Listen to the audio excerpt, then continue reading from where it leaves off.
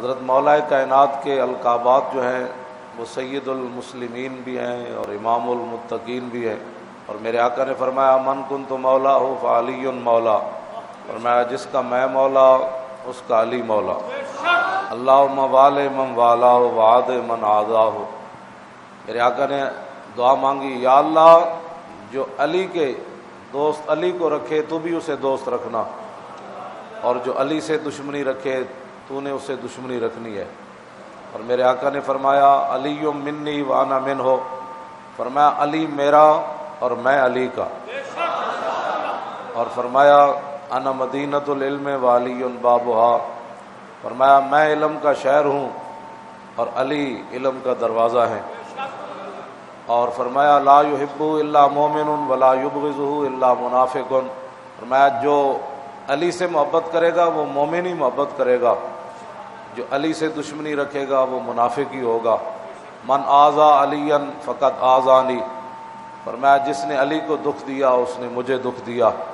ومن سبہ فقد سبنی، جس نے علی کو برا بھلا کہا ایسی ہے جیسے اس نے میرے خلاف بات کی۔ ومن ابغضہ فقد ابغضنی، جس نے علی سے بغض رکھا اس نے مجھ سے بغض رکھا۔ ومن احبہ فقد احبنی، جس نے علی سے پیار کیا اس نے مجھ سے پیار کیا۔ فرمایا علی مع القرآن والقرآن مع علی، فرمایا جدھر علی گئے قرآن ادھر گیا، اور جدھر قرآن گیا علی ادھر گئے، جدھر حق گیا علی ادھر گئے، جدھر علی گئے حق ادھر گیا۔ مولا کائنات حضرت علی مرتضیٰ رضی اللہ تعالیٰ عنہ یہ وہ صحابی ہیں جن کا حضور سے کئی قسم کا رشتہ ہے۔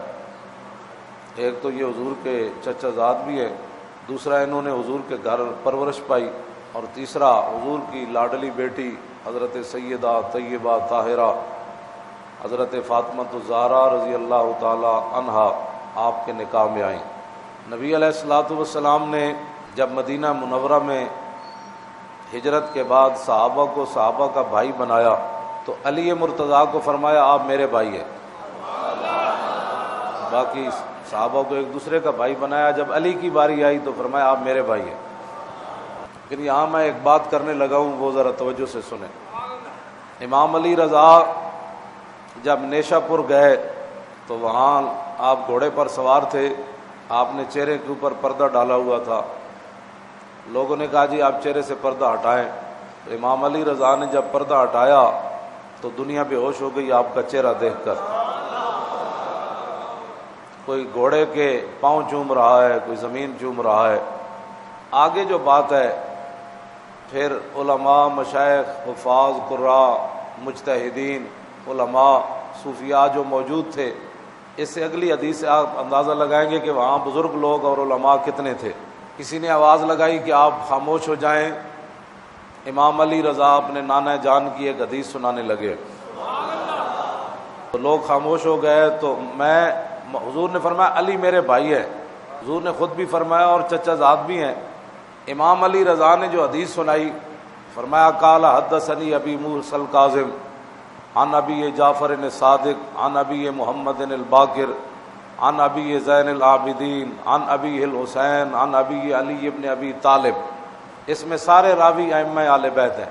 قال حدثنی ابی موسیٰ الکاظم، امام علی رضا کہنے لگے یہ حدیث مجھے بیان کی میرے ابا جان امام موسیٰ کاظم نے، عن ابی جعفر الصادق، انہیں بیان کی ان کے ابا جان امام جعفر صادق نے، عن ابی محمد الباقر، پھر انہیں بیان کی ان کے ابا جان امام محمد باقر نے، عن ابی زین العابدین، پھر انہیں بیان کی ان کے ابا جان امام زین العابدین نے، عن ابی الحسین، پھر انہیں بیان کی ان کے ابا جان امام حسین نے، عن ابی علی ابن ابی طالب، پھر انہیں بیان کی ان کے ابا جان علی مرتضیٰ نے۔